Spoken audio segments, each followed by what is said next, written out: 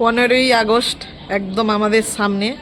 চারদিকে দেখবেন গান, কত কিছু, চারদিকে সবার মুখে যেন ভারতের জয় জয়কার, তাই তো হওয়ারই কথা। যে যার ভারতের জন্য রত, বুক ফুলে উঠে গর্বে, সে যে কারই হোক, বাচ্চা থেকে বয়স্ক পর্যন্ত। আমাদের যেন 15ই আগস্ট কাছে এলে বা যে কোনো সময় ভারতের জন্য আমার সবাই আমাদের সম্মানে গর্বে যেন বুক ফুলে ওঠে। সবাইকেই যে যার দেশের প্রতি শ্রদ্ধা ভালোবাসা থাকা দরকার, সেটা আমাদেরও আছে সব সময়ের জন্য।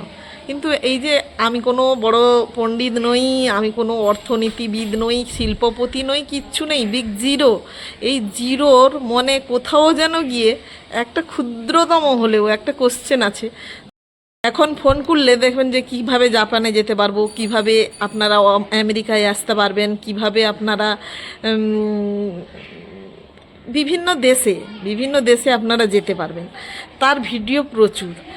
আর দেখবেন যত বড় বড় সব সায়েন্টিস্ট বলুন, ডক্টর বলুন, বা বড় বড় যারা পণ্ডিত, খুব পড়াশোনায় ভালো, তারা আমাদের এই মহান দেশ আমরা ভারতবর্ষ, সেই দেশ ছেড়ে তারা বাইরে পাড়ি দেয় কেন?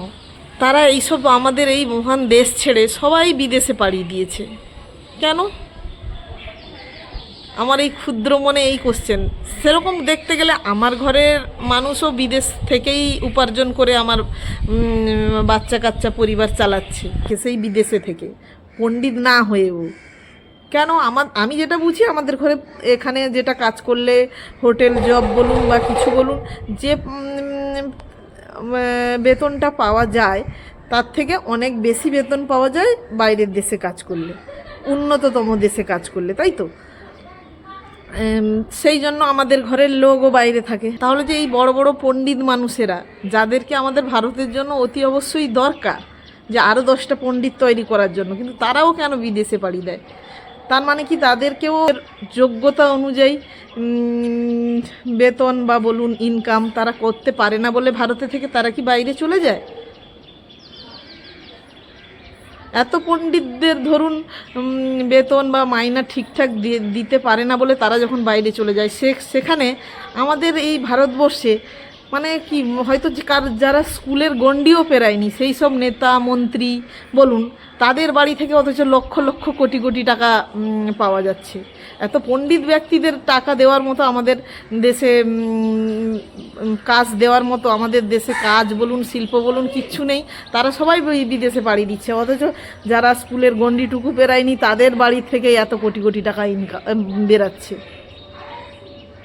তাহলে আমাদের এই সিস্টেমটা কি? আমি অত রাজনীতি সম্পর্কেও কিছু জানি না, আমি অত পণ্ডিত ব্যক্তিও নই, বারবার বলছি, কিন্তু আমার তো এই ছোটো মনে এই একটাই প্রশ্ন, তাহলে সবাই বাইরে চলে যাচ্ছে, তাদের মনে, যারা বাইরে যাচ্ছে তাদের মনেও তো ভারতের দেশের প্রতি তাদেরও তো শ্রদ্ধা ভক্তি সবারই আছে, কিন্তু তাদের বিদেশে চলে যেতে হচ্ছে কেন? আমাদের দেশে কি, আমার সেইটাই কোশ্চেন, আমাদের দেশে তাহলে তাদের যোগ্যতাতম পারিশ্রমিক দেওয়ার মতো নিশ্চয়ই কোনো নেই, কাজ নেই বলুন, বা বেতন টাকা পয়সা আর্থিক দিক দিয়ে সচ্ছলতা নয়, তারা তাই বিদেশেই চলে যাচ্ছে।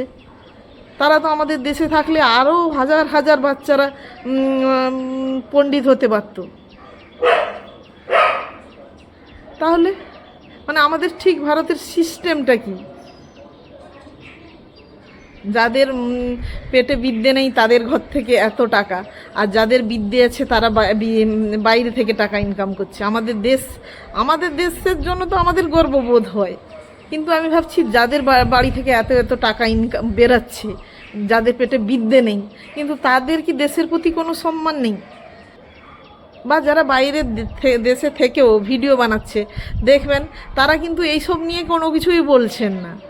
তারা বলছেন যে এদেশে কিভাবে আসা যাবে, আপনারা সবাই কমেন্ট করছেন, সব আমাদের দেশের মানুষ যেন বাইরে পালাতে পারলেই বাঁচে, এরকম একটা কমেন্ট বক্সে গিয়ে যে আমি ওখানে যেতে পারবো কী করে, আমি ওখানে যেতে পারবো কী করে।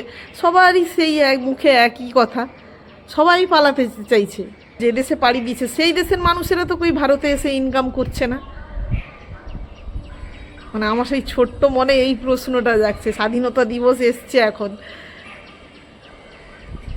বাচ্চা কাচ্চাকে সারাক্ষণ আমরা বোঝাচ্ছি যে কি আমাদের দেশ কি, দেশের সম্পর্কে, কি স্বাধীনতা দিবসের ভ্যালু, কি প্রজাতন্ত্র দিবসের ভ্যালু বোঝাচ্ছি।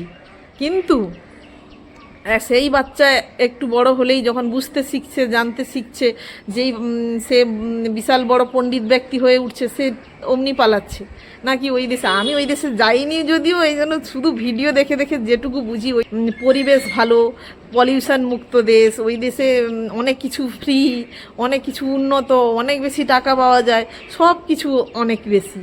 আর আমাদের দেশে কি সব বেশি বেশি টাকা পাওয়া যায় শুধুমাত্র ওই নেতা মন্ত্রীদের বাড়ির থেকেই?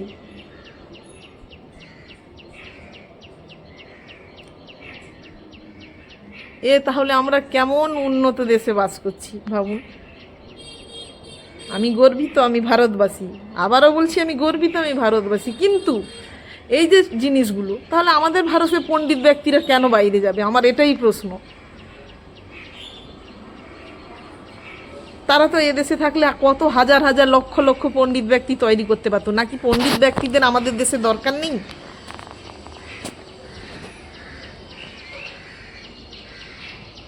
বুদ্ধিজীবীদের আমাদের দেশে দরকার নেই?